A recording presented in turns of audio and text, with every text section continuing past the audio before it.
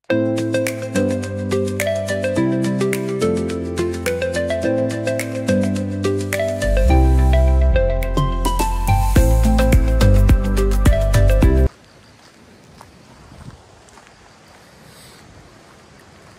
Guys, नमस्ते सबैजनालाई। सन्चै हुनुहुन्छ होला। स्वागत छ अनि मेरो अर्को नयाँ भ्लगमा, नयाँ श्रृङ्खलामा। यति बेला एकदमै यो खोलामा पानीको बहाव बढेको देखिन्छ। म यसरी हिँड्दै गर्दा एकदमै ठुलो खोला नदी आइरहेको यो दृश्य।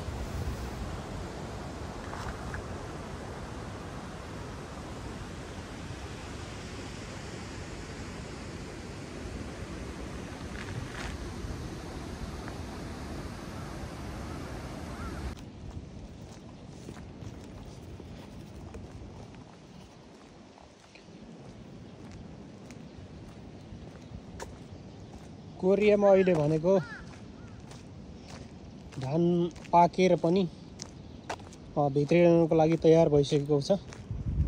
यो चाहिँ धानबारीहरू एकदमै पाकेर पनि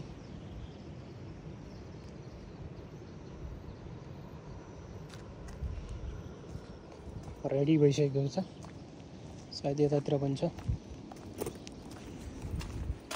यता मेरो ब्याकग्राउन्डमा देख्न सक्नुहुन्छ, यो धानहरू पाकेर अब भित्रिनुलाई एकदमै तयारी भइसकेको छ। यो पानीले गर्दा सायद केही समस्या पारेको हुनुपर्छ भनेर हामी अनुमान गर्न सक्छौँ।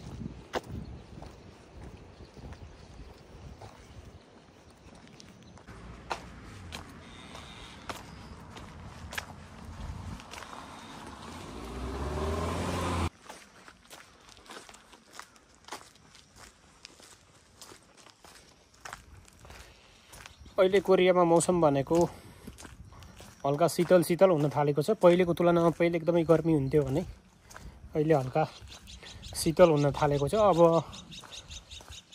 1 अथवा 2 महिनापछि जाडोको सिजन सुरु हुन्छ। त्यतिखेर एकदम असाध्यै जाडो हुने गर्दछ यहाँ।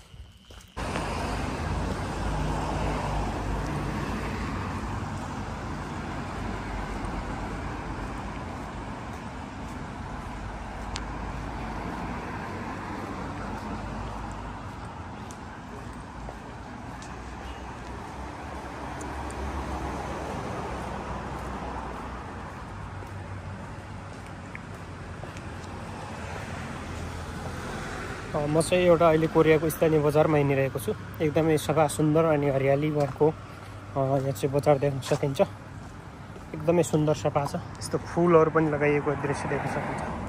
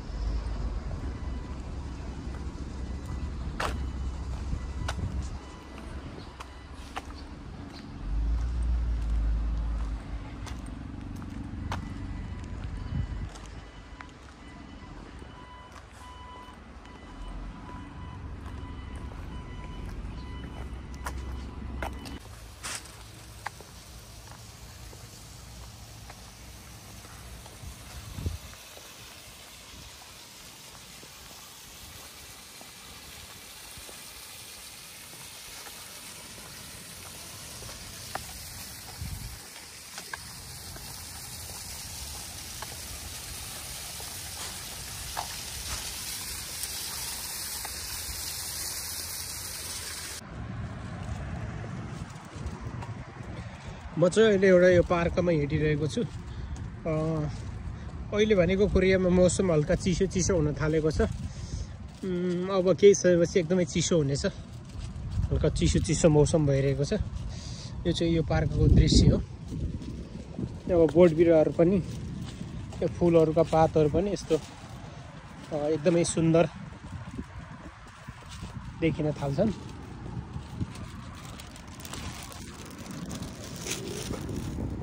म हिँडिरहेको छु पार्कमा यसरी।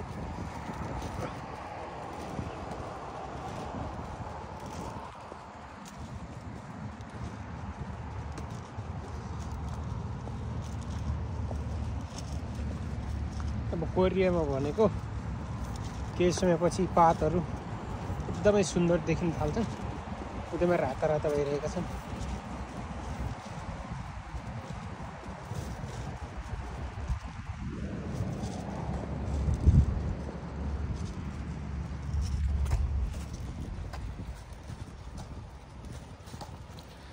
लगभग अहिले भनेको राति पर्न थालिसकेको छ, 5-6 बज्न थाल्यो।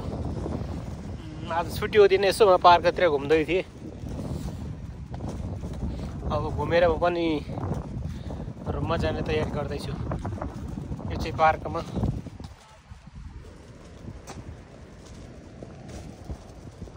यस्तो दृश्यहरू देखिँदैछ घाटतिर।